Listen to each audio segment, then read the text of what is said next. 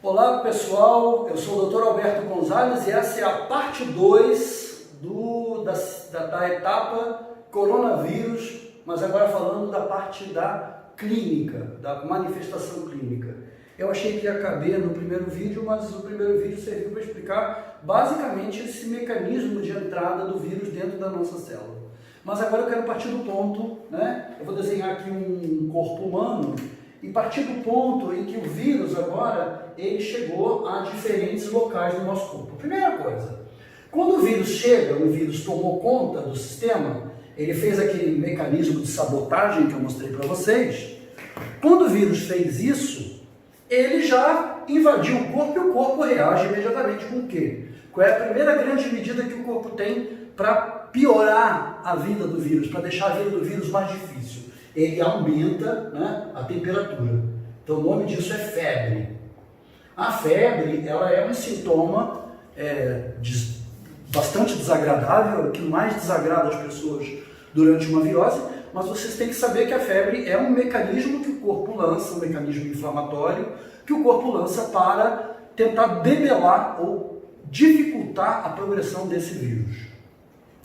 Logo após essa febre, então, os primeiros sintomas que a pessoa tem é uma tosse, eu já vou chegar nos pulmões, é alguma tosse, alguma febre e alguma irritação nas chamadas vias aéreas superiores, que é a traqueia, uma tosse bem traqueal, aquela tosse que incomoda e comprometimento das amígdalas, das vias aéreas superiores, da faringe, né? Uma faringite, uma tosse, ou seja, nada diferente de uma gripe. Então, isso é uma coisa muito importante no início da gripe, que ela dura 5 dias dessa maneira. Ela vai durar 5 dias com a apresentação de febre, um mal-estar geral, aqueles sintomas de gripe normais e algum mal-estar de tosse, né, porque aí começa a fase pulmonar, é a fase mais perigosa, é isso que eu quero esclarecer aqui, que é a fase pulmonar dessa doença. Então, na fase pulmonar, aí sim a gente pode ter complicações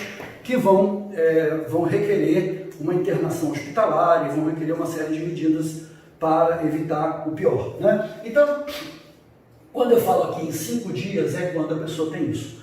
Dos 5 aos 10 dias, a maior parte, e aí vem a parte boa, né? Todas as crianças, em geral, crianças, adultos jovens, e até, vamos dizer, até os 60 anos, em geral, isso, claro, não estou falando de qualquer desses grupos que tenha um grau de imunocomprometimento, né? Se você não tem uma doença imune que está realmente comprometendo a tua imunidade, esses grupos vão ficar nesses 5 dias, a doença vai se estender durante 10 dias, ainda você ainda ter sintoma, é uma gripe chata, mas que não passa de uma gripe, ou seja, a grande maioria da população vai ficar com essa manifestação clínica, que é uma manifestação clínica por conta da invasão do corpo por vírus, né? Os vírus se replicaram dentro da tua célula, como eu mostrei na outra aulinha, né? Que eles entram lá, usam a maquinária da célula para se replicar e estão se espalhando pelo corpo todo. Agora é que vem o principal, né? Agora que vem a coisa mais importante que a gente precisa saber, que eu faço uma metáfora disso. Imagine um bombeiro desastrado, né? É um bombeiro tão desastrado, né? Ele está aqui trabalhando, ele quer conter esse fogo que está acontecendo. O que ele faz? Ele liga a mangueira em um tanque de querosene. Tá? Ele liga, em vez de ligar na água, ele liga no querosene. O que acontece aqui? Né? Esse bombeiro é o sistema inflamatório corporal. O sistema inflamatório inteiro entra em ação no momento que você tem um vírus no seu corpo. Porque ele está dizendo, está alguma coisa muito ruim acontecendo, precisamos fazer algo, nós precisamos fazer algo. E o teu corpo, esse bombeiro, produz o querosene, que são as citoquinas.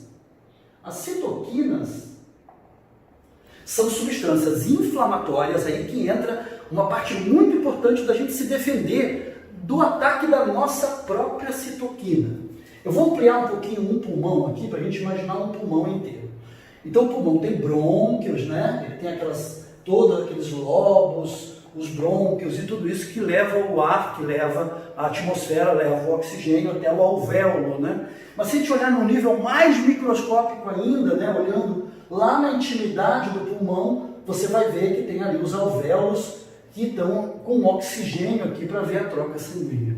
Então uma coisa muito importante acontece aqui. Essas citoquinas e os vírus também, eles atacam exatamente essas estruturas microscópicas do próprio pulmão.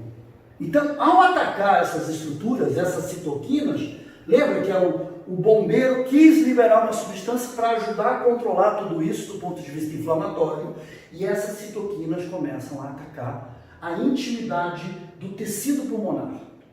A pneumonia viral, decorrente desse, não apenas da ação do vírus, mas da ação da resposta do corpo humano intensa tentando defender isso daqui, provoca uma pneumonia difusa no pulmão inteiro. Essa pneumonia é muito grave, é uma pneumonia que tira a capacidade respiratória da pessoa e ela precisa começar a ventilar com auxílio de oxigênio. Você tem que botar um oxigênio nasal, né, para que a pessoa mantenha a saturação do sangue. Por quê? Esses alvéolos vão ficando cheios de líquido. Esse líquido vai extravasando dentro do pulmão por toda essa reação, então você passa a ter uma dificuldade respiratória, uma pneumonia com grande dificuldade respiratória, que é muito semelhante à síndrome da angústia respiratória que aconteceu alguns anos atrás também na China, de origem chinesa, que se espalhou pelo mundo com a mortalidade toda relacionada ao pulmão. O que eu quero dizer com isso? Para a gente não ficar muito tempo nisso. Em primeiro lugar, prestem atenção no último vídeo que eu vou mostrar. E se vocês prestarem atenção em todas essas etapas, vocês vão entender por que algumas substâncias que estão na dieta, que estão talvez numa farmácia de manipulação, simples substâncias químicas e moléculas, podem estar ajudando a gente a não evoluir para essa forma. Lembre-se que eu disse que são aqueles de 80 anos, 70 anos, pessoas com imunodeprimidas, pessoas com doenças pulmonares, né, tabagistas crônicos, fumantes, eles tendem a desenvolver essa forma mais grave, a forma pulmonar. Essa é a forma que atinge 10% da população. Essa é a forma que vai precisar de hospital. Essa é a forma que vai precisar de um tratamento clínico mais intensivo. Mas a pessoa sai disso aí. A pessoa sai, isso que a gente tem que entender. Por isso que eu repito, a nossa maior arma é lave a mão, corte a unha, evite a progressão do vírus, para a gente evitar que muitas pessoas, ao mesmo tempo, estejam precisando de hospital, de internação por conta dessa forma mais grave. Então a gente tem que estar o tempo todo contendo a evolução da doença. Lembra daquele fator que eu falei? Que uma pessoa pode passar para mais 7? Isso é um fator de contagiosidade muito alto. A gente tem que tentar diminuir isso aqui de 1 para 3, ou de 1 para 2, ou de 1 para 1 só. E aí que vem as medidas de recolhimento. Muitos países já estão adotando essas medidas. Ficar na tua casa com a tua família, tá? Você não precisa ficar como se fosse uma guerra atômica que vai acontecer e comprar todo o supermercado e se guardar. Não, é uma quarentena mais ou menos isso aí. É mais ou menos esses 40 dias em que a doença explode, ela ganha uma dimensão muito grande e depois essa contagiosidade, por todas as medidas tomadas, começa naturalmente a diminuir. E nós vamos nos tornando imunes. Essa vacina natural, criada pela própria espécie humana, vai nos tornando imunes. Então a gente tem que focar.